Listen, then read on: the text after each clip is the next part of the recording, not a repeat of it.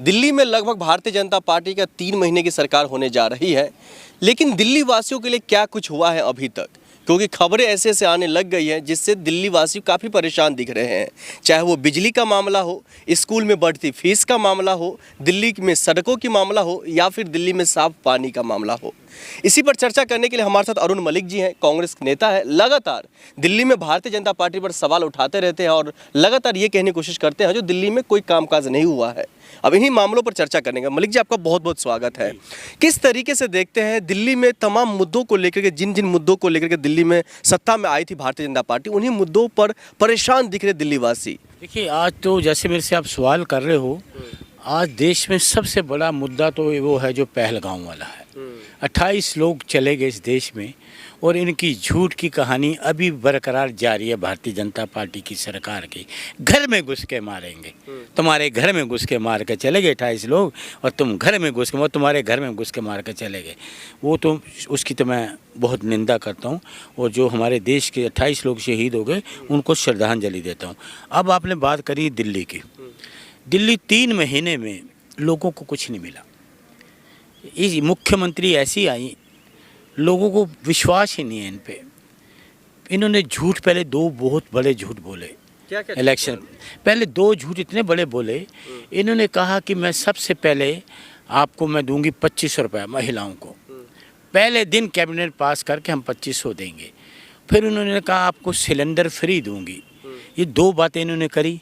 लोग झांसे में आ गए, महिलाएं, हमारी भोली भाली दिल्ली की जनता वो इनको झांसों में आ गई। जब इनको मैंडेट दे दिया, जीत गई, तो ये कहने लगी कि नेहरू स्टेडियम में मिलेंगे सिलेंडर, वो मिलेंगे 2500 रुपया। महिलाओं ने बड़ी तैयारी कर ली। सुन लो ना पहले पूरी बात, फिर आप सवाल करते फिर उसके बाद मैं भी जवाब दूंगा। सुन, महिलाओं ने सारी तैयारी कर ली और उन्होंने कहा जी मैं कैबिनेट में बात करूँ। कैबिनेट में बात नहीं, बेचारी महिलाओं को ठगा गया। ना 2500 मिले ना सिलेंडर मिले, बल्कि समस्या है, बल्कि सिलेंडर फ्री नहीं दिया, 50 रुपये बढ़ा दिए, 1150 का सिलेंडर कर दिया।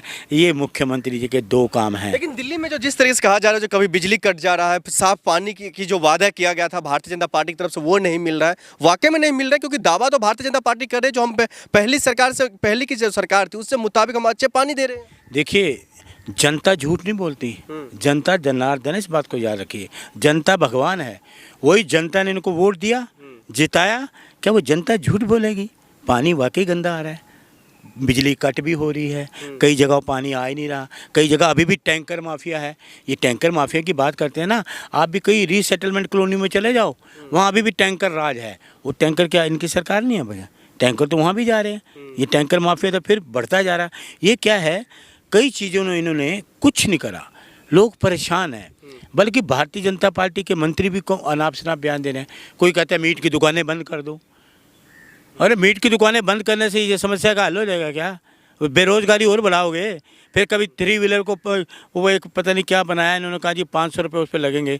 वो बढ़ा दिया, कोई निशान से आया कोई कि 500 रुपया उसका लगेगा। वो छोटा आप बड़ा करो, छोटे और बड़े में अंतर क्या? चीज़ तो एक ही है। तो मतलब लोगों को लूटना चाहते हो।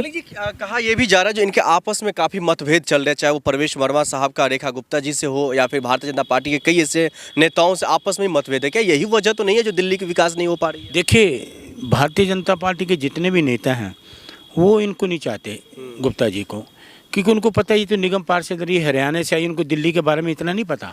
ये हरियाणा के रहने वाली थी। अब मैं दिल्ली में रहा तो दिल्ली का मेरा जन्म स्थान है, मैं दिल्ली में जन्मा हूँ, मुझे दिल्ली की गलियों को हर जगह पता क्या है। लेकिन ये हरियाणा से आके निगम पार्षद थी, वो निगम पार्षद रहते हुए भी अपने एरिया में ये काम नहीं कर पाई। तो इसलिए इनके जो बीजेपी के लोग हैं, मंत्री भी इनकी बात को मानने को तैयार नहीं है। आप दिल्ली के